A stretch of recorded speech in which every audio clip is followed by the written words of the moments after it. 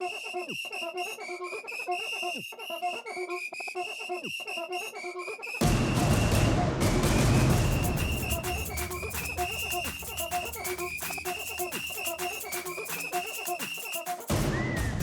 just to fill in, like the MLS, as you mentioned, is the Major League Soccer.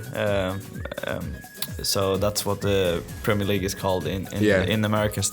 And also DC United is placed in Washington. Yeah. For those that have not heard about those. Yeah. And I'm just curious, like, you went to the States, you make another sort of test. Or was it the similar test that you were doing when you said you were doing this different test and you were nervous back in Sweden? Did you recognize it was like the same test that you were doing in the States, or did they do some different aspects and measuring? I think it was the same, but even more advanced, because with this one, I have to do like a cardio test, which you have the camera, like I have to run like on a treadmill, like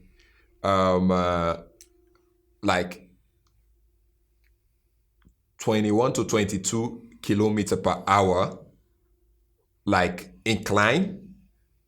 Then after some minutes, I have to drop on the bed. Then they have to do the scan. So it was like, me running in a higher capacity, like condition wise, like, so they want to see if I'm gonna have issues while I'm playing, if there will be a problem, But like I said, these people, I never knew none of these doctors. Even the doctor said, look, if we said you're good, if Obama have heart issues, heart problem, they bring Obama, don't fly in any country. He's doing everything here in America. We have the best doctors in the world. If somebody today have issues, if Swedish doctors, they cannot help this person, they will fly this person to America. The problem will be solved.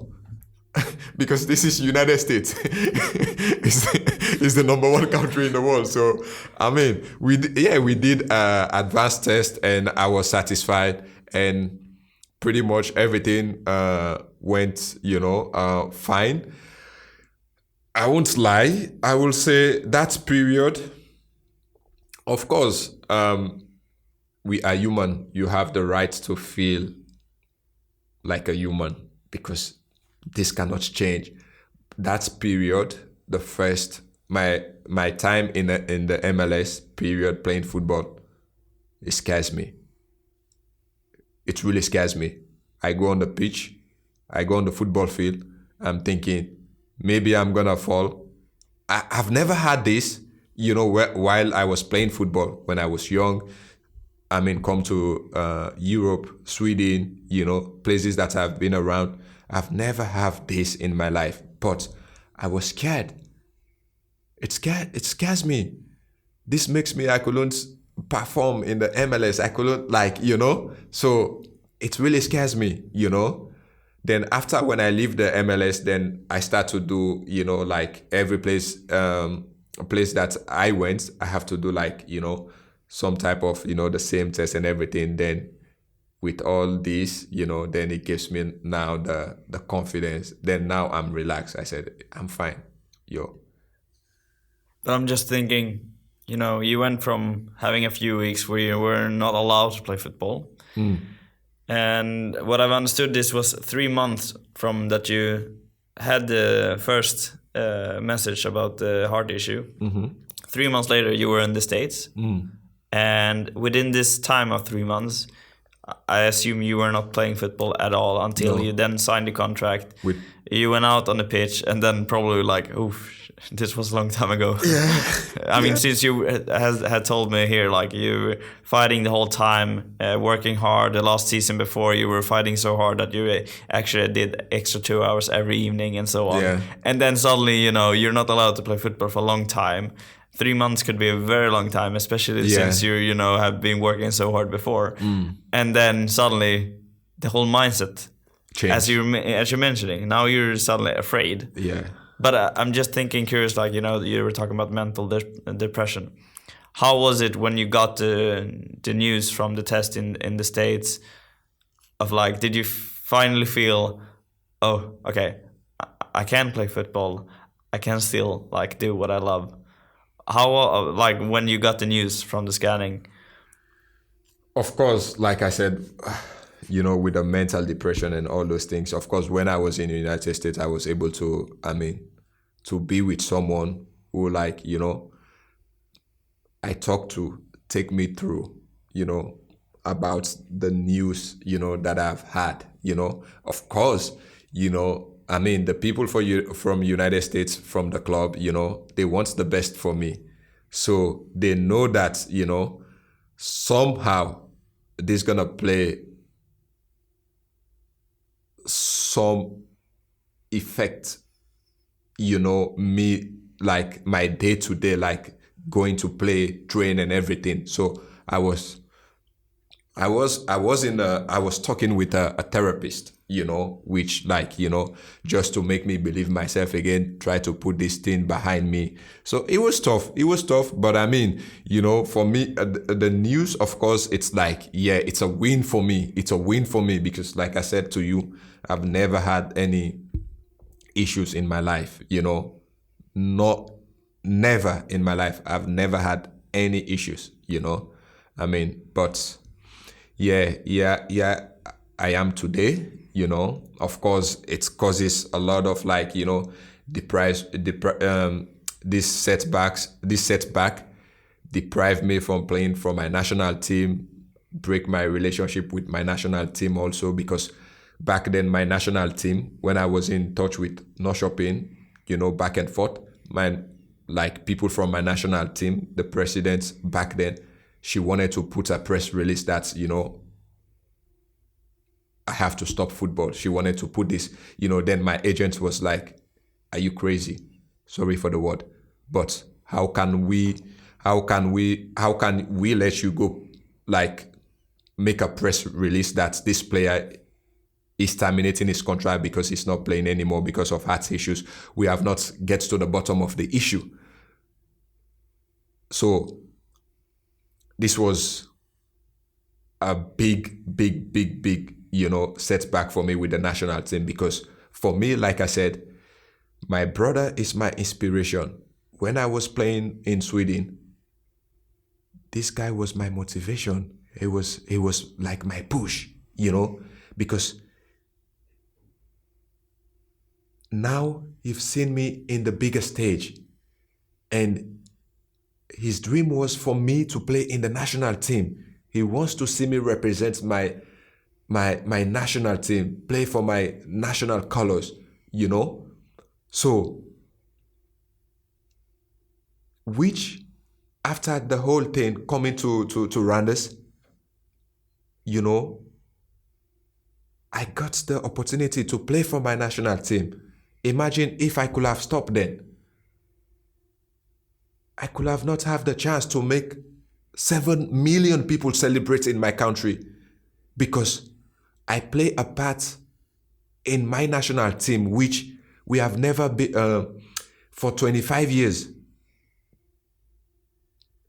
The 2022 AFCON. So the tournament in Africa, like the Euros in Exactly. Europe, and the World Cup in the world, and AFCON is the one in the Africa. Yeah, I play one of the biggest role to qualify in this tournament. And we went to the tournament. I play in this tournament. I was able to play this tournament. My family have the opportunity to watch me. I make people beside my own family, the whole country, proud of me. So I could have lost a lot of things just because of this decision. So now today I'm a happy man because I was able to represent my country, even though my brother don't get to see me playing for my country, because this was his dream, because he believed that I have a special ability to play for my country. He knows this. This guy feels something about me that I don't feel for myself, because periods that I'm down, I feel like, am I really good enough to play football? But this guy keeps telling me, look, you are a good footballer. Keep on pushing, keep on going. You know? So it's, I have pain, I have joy, I have mixed emotions about what I've gone through my career. Yeah, and speaking of that, you were sort of mentioning it now in the end, and I was curious to hear more about it. But like, one of your biggest inspirations, your brother in itself. Yeah. He died 2017. Yeah. How was that? I mean, you just went from not playing football, you got your second chance, you started to play football again, and then the year after, then you sort of get the news that your brother died. Yeah. I would say it's my biggest, this. I really don't love to talk about my brother, because he means the world to me. This guy means everything to me. Like, my brother is my biggest motivation. When I go out to play football, it's like we are two. Like, I have him with me. Like, I have my brother with me, even when he was alive. Like, my brother is like, because we speak about football, we speak about our family, we speak about a lot of things. So when I'm on the pitch, I think about the things that he says to me, the things that he tells me. Losing my brother, I don't know how to express the pain by losing like somebody that means everything to you, like somebody that motivates you, somebody that, you know, like tell you, like, go do your extra training. Hey, today you're gonna be the hero of the match. I've missed that part in my life now, in my career. You know, the only thing that keeps me going, I feel like, if I stop, you know, like, all the things that he was saying to me, it doesn't mean anything, but I keep going because of the things that, you know, like, for example, me playing for the national team. He wanted me to be in the national team. He wants me to be the star in my country. It was a big news. It was a big loss for me. Like, emotionally, I really don't know sometimes. Sometimes I go to the shower, like, I just open the water and just cry, you know.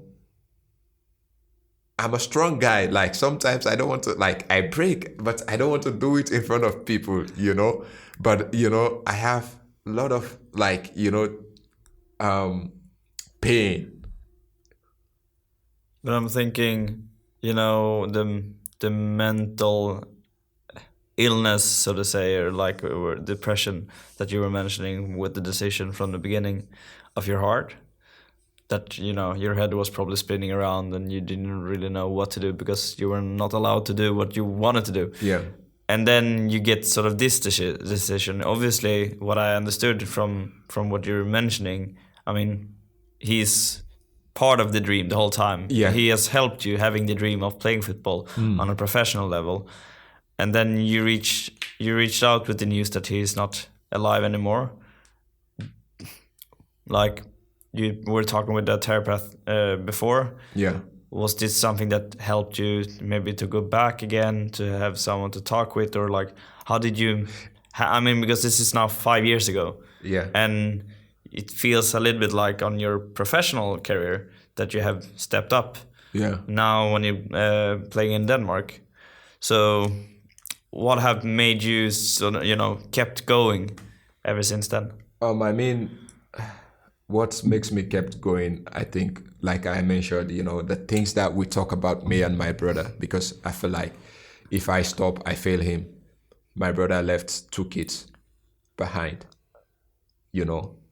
and I have to keep going because those kids, they are my kids now. And the saddest part,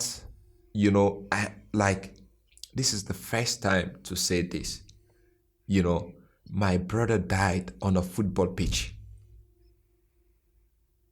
That's what that means to me. My brother died on a football pitch playing football. My brother, he was sick before going to that football pitch. Because in Africa, we have this, when you have some type of malaria, some type of fever, we're like, no, I need to just sweat it out. Like here in Europe, someone will say, like I need to go to the gym and just like somehow I need to sweat, so I can, I can get my immune system back together, But, in that case, it was not, it was not the same with my brother. He ended up dying on the football pitch. So this is the reason why I don't talk about this, because I'm still playing football, because it was close decision for me to say, fuck it, like, I'm done with football. But again, when I remember the conversation, like everything, we talk about, me not even achieving anything in my national team, when I think about those things, I said to myself, no, I have unfinished business. Because today I know my brother is somewhere watching over me. That's why, like, when I play in the national team, every time I score, because I have like, I have like a hidden tattoo under my, people think I'm flexing my muscle when I kiss, no, because I have a hidden tattoo, on your arm, yes. so people can understand what exactly. So the pain is for like, the pain that I feel is not like to show people like, oh, I have this tattoo. No, it's because I took it from my brother, because he means so much. He's part of me, So the achievement, I've got, not like European football, in the national team, because my brother played part, like me even coming to play for the under 17, it was my brother who created a platform, who spoke to the coach about me, who moved the coach to go on and watch me in school leagues, and they took me in the under 17 to play for my country. So every time when I had the success to play in the national team, so I tell you, we play against Nigeria, it feels like it was my brother was inside me, because this was a game that we need a result, and I was coming from the bench. Like I was so positive, like the coach needs to bring me on the pitch. Like we are losing 4-0, and I came on that pitch, I scored 2 goals, and we able to level the game. And it was the famous results that really took us in that tournament. So it was that moment, it was for me like the biggest stage where I can show to my brother how much he means to me. So I was able to celebrate. And like I said, people think, oh, I flex muscle. Even the commentator, like, I watched the video, he said, oh, Kamara is flexing his muscle. Come on, dude. I'm not flexing my muscle, I love someone. Someone is part of me. But may his soul rest in peace. I still love my brother. One day I will meet him. But yeah. it was a big loss for me. Yeah, it must be obviously a tough moment, especially like you were mentioning the inspiration and sort of like part of your dream in itself. I'm just thinking as you sort of touch into here. I mean, you're still playing. Yes, sir. When you got the news, I mean, were you afraid? You were mentioning you were afraid when you came to the States to actually play again. Yeah. But then you're getting this, dying on the pitch. Yeah. You have been told that you have an issue with your heart. Yeah. So you could die on the pitch in itself. And then your brother unfortunately dies. And then you're gonna go out on the pitch yourself. Yeah, to play. Was it like that easy to just go? Or do you have you started to think so much more? No, I did that. I felt like this time I was on loan from DC United to the USL. The USL is the sort of like the division below the top one in the States. Yeah. So around this period, we had a game. And it was like a lot of emotion and, and for me, it was like I said, some moments in my life, I feel like, no, you don't have to break, you have to take it as a man. Because, like I said, I have unfinished business. My brother left 2 kids, I cannot work on a regular store, to take care of these kids. I have my family behind me. So, like I said, I talked to my therapist, and we talked a lot that week before the game, and I was able to play. And also, of course, I have my mentality is almost like, don't break, and also like, I'm gonna die either way.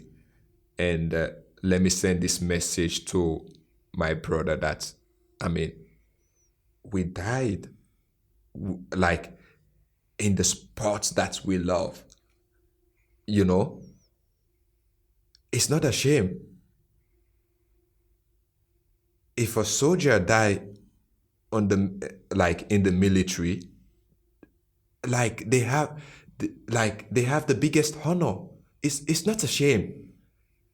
Of course we're gonna die. Of course nobody don't just want to think about, I want to do this and go and die. No. But either ways, like I said, I can woke up today trying to go across the street, somebody just hit me from the back.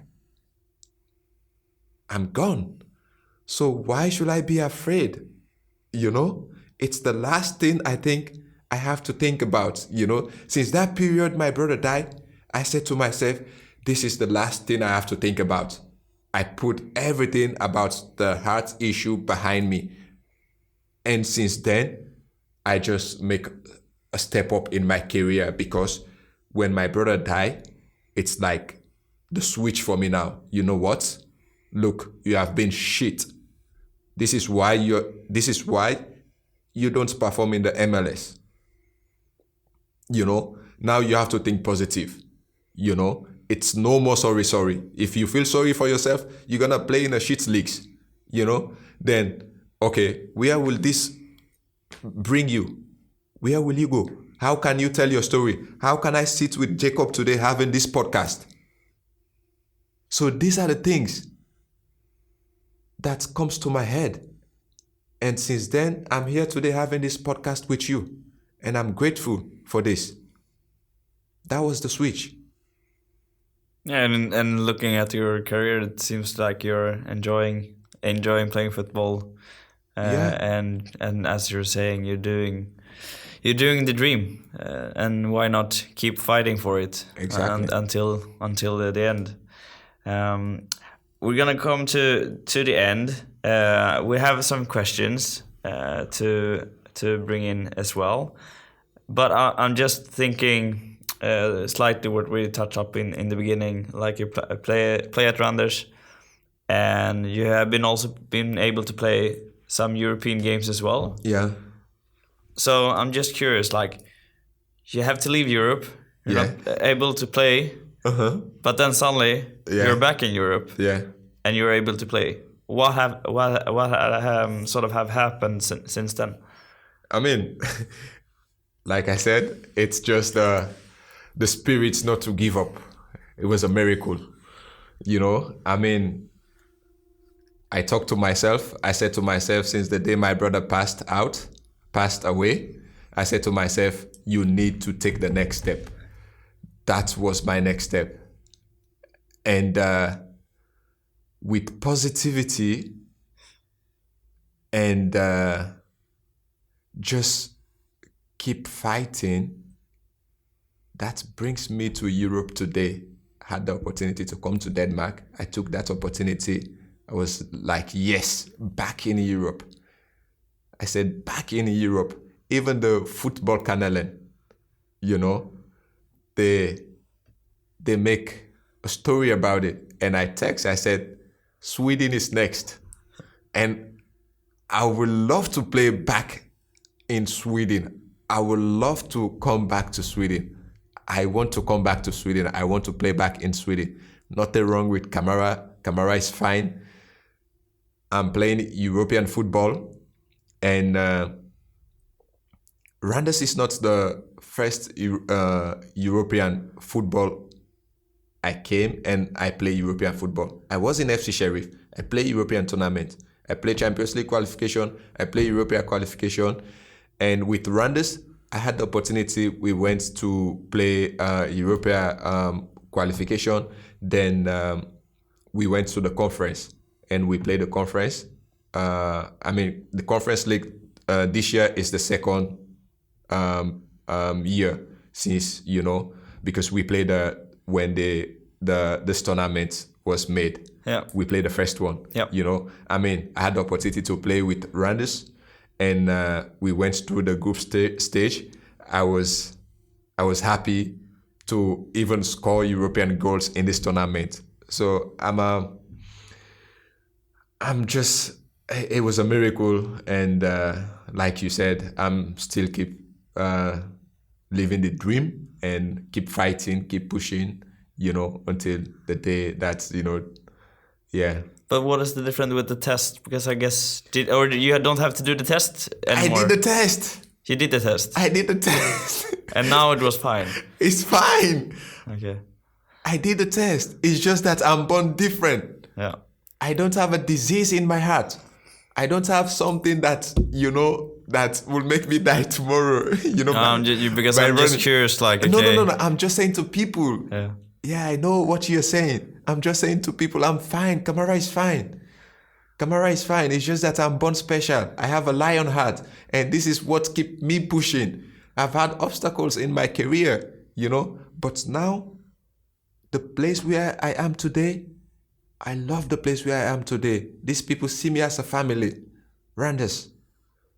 I wake up every morning. I look forward to go to training.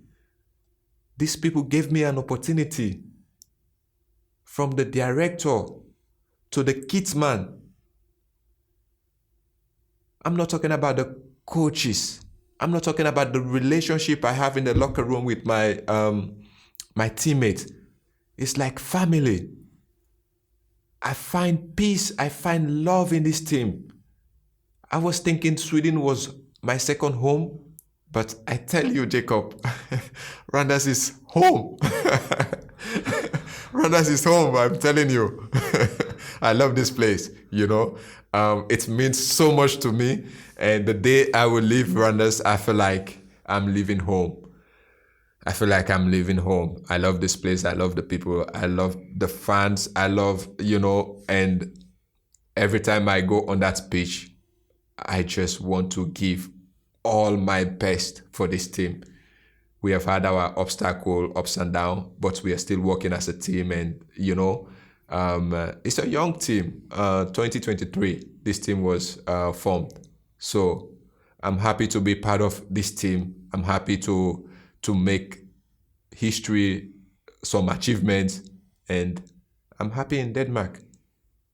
Yeah, just listening to everything where we started. Yeah. And just going through, and I guess all the listeners can understand it as well. Like you're sort of fighting the whole time. Yeah. and just listening to what you're saying right now, it's very cool to hear that you found a place where you're able to play your dream. You're able to just live without any like issues like that. I mean, you're fighting obviously because football is what you're dreaming of and what you're fighting for the whole every day. But enjoying time right now is one of the most important things that we all humans can do. And in your case, I mean, you found a good place. Unfortunately, obviously, living in Sweden, hopefully you will have that as your first home again. But I'm very happy for you to hear, like, listening to how you grew up, fighting the whole time, and hear and see on your face. Obviously, people can't see your face at the moment, but like see that you're very enjoying where you are at the moment, and that's an amazing story in itself.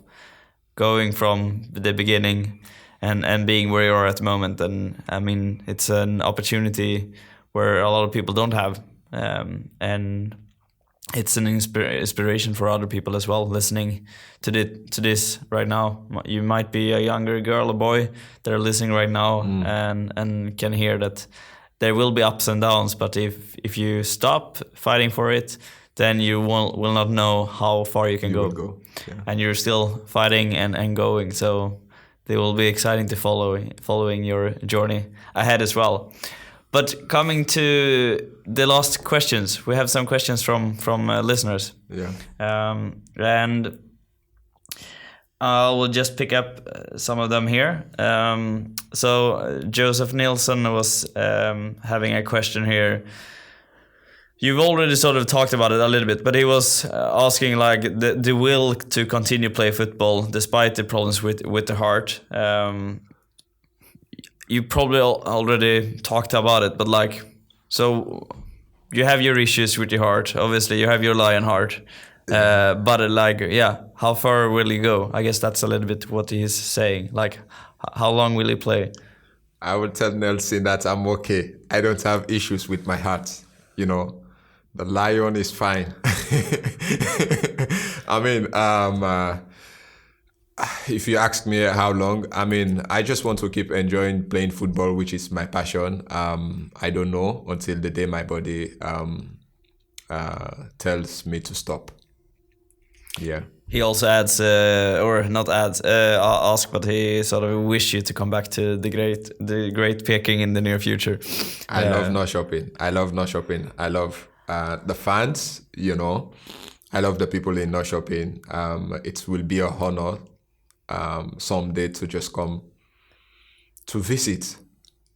I don't know about playing, but but yeah, it will be a dream, I mean, if that happened to play again in Norrköping, but I mean, I will just say to visit, it's more realistic than playing, because with the Swedish, laws, I mean, I don't know if I'm still gonna play in Sweden, but I hope someday I'll come back and play. Yeah, perfect. Helen Jung has already sort of got her answer to her question, but I would just put it up here because you mentioned about it, and I also would like to appreciate all the questions that we get in. But she wanted to hear how you were thinking and resonating about the risks surrounding your heart problems, but you've already talked about it. But I would just wanted to say, Helen, thanks for your question, and earlier in the discussion here, Alhaji have talked about it. And then coming to Christine Land, so she was saying like exciting guest that you will have. She don't know about you before, but reading from what when we put up in our social media before, she understood that you are a person with a lot of passion for what you do. And sometimes it's worth taking the risk to live the life that you want. So the question that strikes her was whether you need to defend, which means like explain or justify your decision to keep playing. Do you feel that that's something that you always need to like explain? Not really. I mean, like I said, I'm really not against about the medical results or anything, but for me, this is what I love, and I just keep fighting and keep following my dreams. Football is my passion. I love playing football. I've been playing football since, I don't know, when I was a kid, having my brother, my whole family like a football family. So I'm just following the dream and enjoying playing the football. Benny here asks you, is there a special technology or medical approach treatment that helps you to forecast your health or well-being? No, I'm not taking any medical, I'm not on medical. You're not using any sort of technology? No. I'm just normal. Drink my coffee before a game, or my Red Bull before a game, or drink my water before a game. I'm fine. I'm not using anything. I'm fine. All right. And Shrey, he was asking about the legal challenges, but it sounds like you mentioned it might be tricky with Sweden, but in most countries today, yeah, I'm fine. Yeah, I think, even in Sweden, it's just the club that, will just accept. Like I said, I'm perfectly okay. Places they have mentioned that I'm not gonna play the European tournament competition, European backing. I don't think there is much of a difference between Denmark and Sweden. So, if I have a club today that trust that Kamara is fine and we can do medical test. I'm very sure the medical test will show that Kamara is fine. Then there is a possibility to come back to Sweden. So I'm perfectly fine. Because he was mentioning that there was this guy in India with a similar situation called Anwar Ali. He represented India at the Under-17 World Cup 5 years ago and was diagnosed with similar. And he faced a lot of difficulties in getting the right to play professionally from the National Federation and FIFA. But then coming to what you already talked about, then it seems like there is possibilities for him to still play. There is a possibility, because the thing here is, these cases, it happens a lot. We are born different. We are human, We are born different. Some people, they have like a big head. Some people have a small head. Some people have big hands. Some people have small foot. We are born different. This is what people don't understand, because these issues, they keep happening. If I can mention like 20 professional players which they go do this random test, they find something, but at the end of the day, it can be different, The guy that he mentioned with my situation, of course we all have, it doesn't mean that if I have a swelling arm, the other guy will have the same, maybe the other guy have a bruise.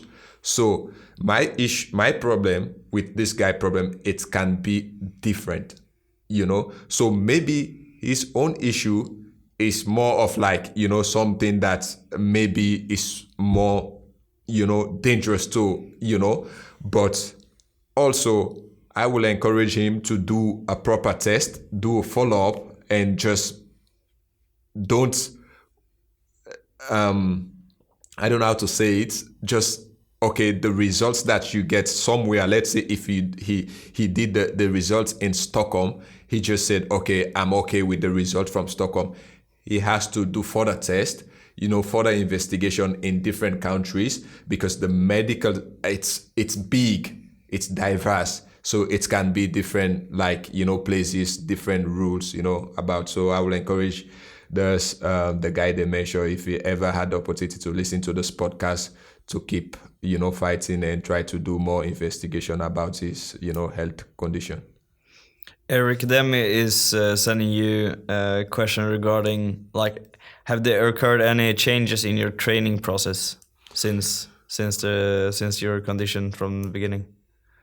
In the beginning, yes, I try to limit myself, but now, like I said to you, since the day my brother passed away, I have a switch. I just have this lion mentality that, let me keep going, because If you follow my Instagram, I always say like the lion way. The lion way is like, the lion don't save food.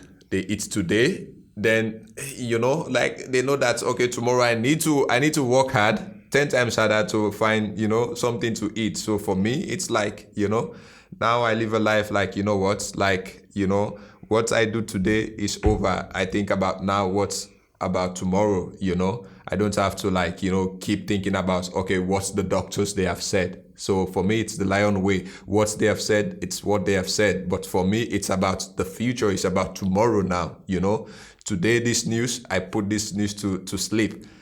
It's about, what's gonna make the difference, the changes, what's gonna like this news that they gave me, how can I change, the situation tomorrow? So I don't have to sleep about what, think about, cry about what's the news they spoke about today, For me, it's about the way I can move forward, how I can challenge myself in the next day, or how I can live my life in the next day. Yeah.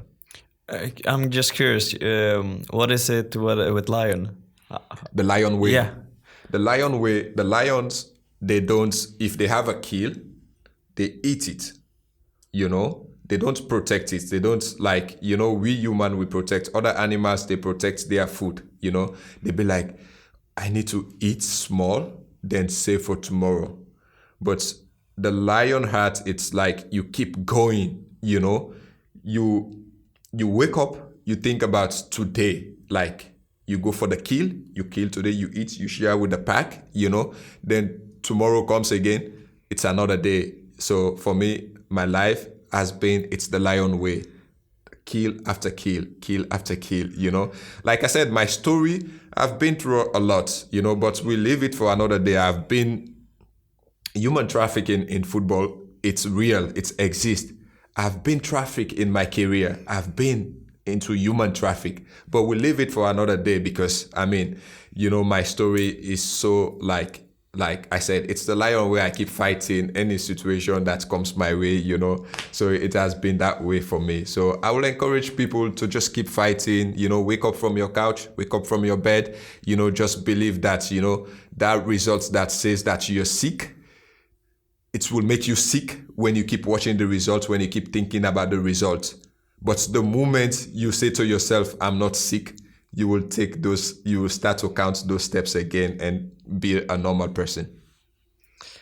Well, we have another episode coming up in a few years, I guess, to hear more about the more parts of your story. But The last question here from Lirdon Macaulay, who also was part of one of our guests earlier. From this season, what are your plans after the professional career? My plans, it's a good question, actually. It's really a good question.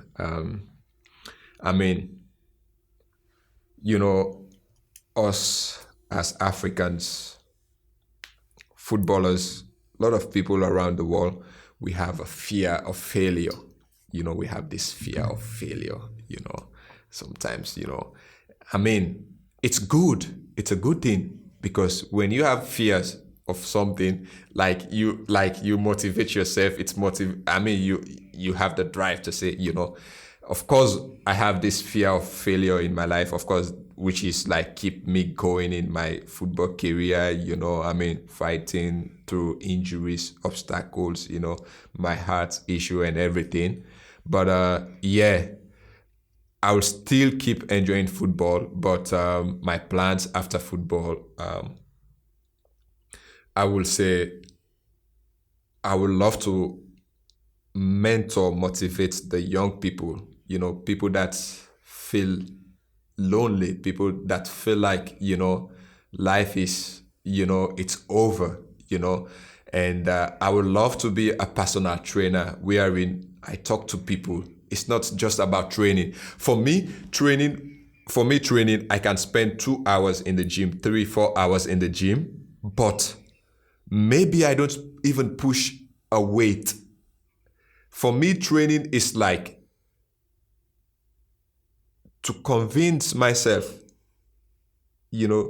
prepare myself, tell myself that I'm ready. I don't have to do like the cardio, like I don't have to lift every weight in the gym. I feel like, no, for me, I just want to be in the environment. I want to be in the environment. When I'm in the environment, I feel prepared. I feel ready. So when I go out there, then I perform because I prepare myself around this area, around this place, So I want to be a personal trainer, life after football, so I can able to train people, able to talk to them, able to mentor them, be somebody. I would love to see the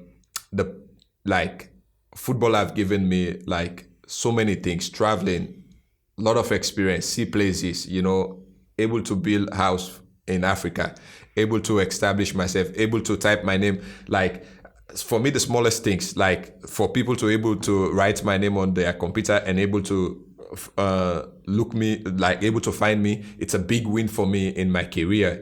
That's special because it's not like everybody has that from Africa where I came from, but now you can able to type Alhaji Kamara then. So the smallest things, So I would love to motivate people. I would love to train with people and make them, realize that dream, like my brother has been to me, inspired me, I feel like, I cannot reach this level, but my brother able to convince me. So I want to pass this dream also to people. So for me, life after football will be a personal trainer and a mentor to young people. Well, there we go. Some questions and some answers. Perfect. Thank you, Alhaji. The last thing, how can people connect or follow you from now on? I think Instagram, which is Supercam45. Then Facebook, Alhaji Kamara, which is Welbeck, my middle name. It's not, but yeah, people can find me on Facebook, Alhaji Kamara. But I'm more of Instagram than, yeah. Well, when people are listening right now, you can just put up the episode in itself and find the show notes, and then you will find some links for Alhaji's Instagram and Facebook. So then you can just click there in order to follow or connect with him. Super easy. And it's Welbeck. It had nothing to do with Danny Welbeck from no, United. not really. It's just like a middle name in back home. Yeah. I was thinking maybe this is his idol is Welbeck. Not really. Not really. It's a football player that was quite big in Manchester United. He's now playing at Brighton in the Premier League. Yeah, but of course, knowing that name, of course, having growing up having that middle name and knowing this player, of course, is sort of like somebody that I'm of course, I'm a striker. I love watching a lot of different kind of players like Didier Drogba, Diego Costa, different type of strikers. But I honestly I see Welbeck as somebody that's I also I've watched a lot during my playing time, just his movements, his everything. He's a good player that I also love. Yeah. Well, time is up for us. It's been a long episode, but a very important one. I think it's not a every day that you can get to know these sort of stories and challenges, but also the good part of them, and also understanding that every day is a new day with new opportunities, as you have been very well of communicating, and I'm very grateful for you being here. It's been an amazing time to get to know more about the ups and downs and why and how you're fighting for what you do. Some lessons I think we all can bring from the episode is basically to never give up. Every day could be a challenge, but it's also maybe a sign for you to keep fighting. Bounce back, yes. And if life is too easy, then you will probably not do enough of it. So I think in the end, you will gain so much more of fighting every day. Yes.